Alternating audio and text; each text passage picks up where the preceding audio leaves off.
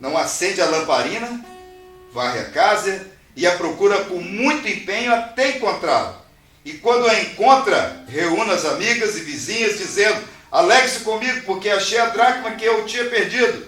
Eu afirmo a você que a mesma alegria existe diante dos anjos de Deus por um pecador que se arrepende.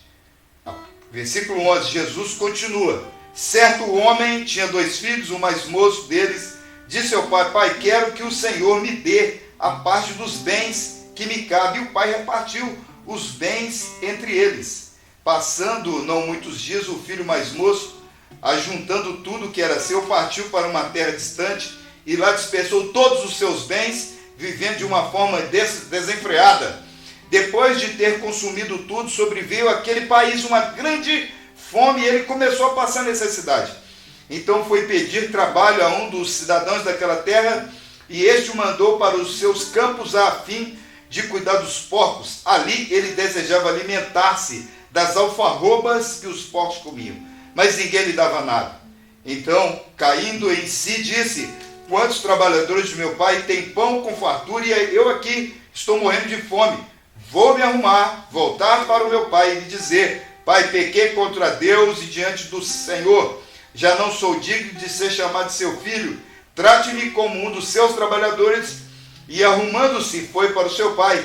Vinha ele ainda longe, quando o seu pai o avistou, e compadecido dele, correu, o abraçou e beijou.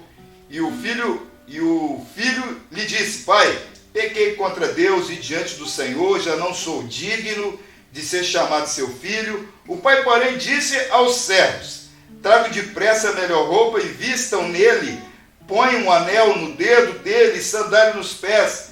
Tragam e matem o bezerro gordo. Vamos comer e festejar, porque este meu filho estava morto e reviveu, estava perdido e foi achado. E começaram a festejar. Existe uma sintonia entre essas mensagens, entre essas parábolas. É nisso que eu quero falar com você hoje. Nós passamos o dia 7 de setembro agora.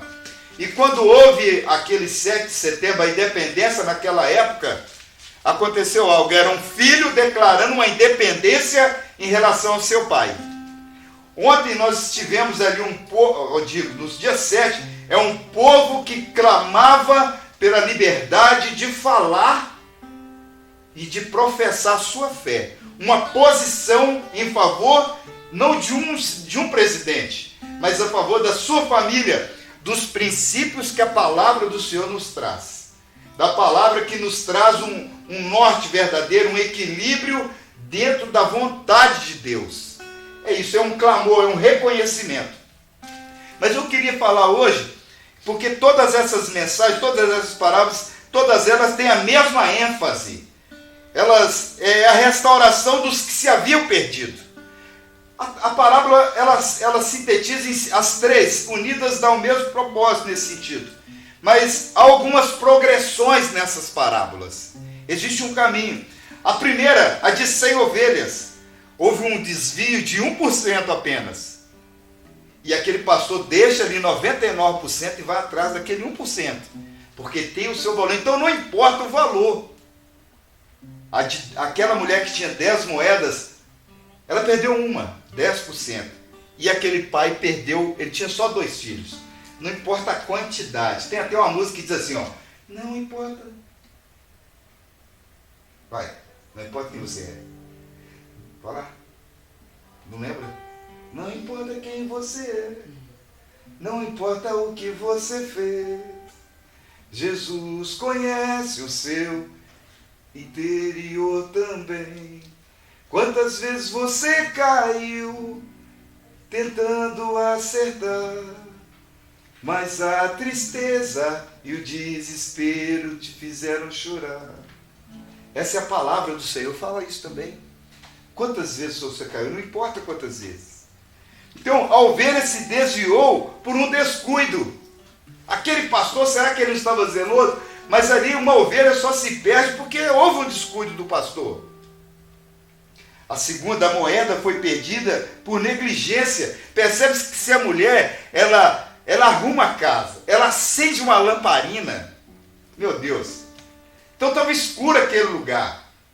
A Bíblia diz que a palavra de Deus é lâmpada para os nossos pés e luz para o nosso caminho. É aquela mulher, a primeira coisa que ela faz, pastor Tiago, e você que está me ouvindo, ela acendeu a lamparina e depois ela varreu a casa. Tem coisa que Deus não vai fazer por você, você que tem que fazer.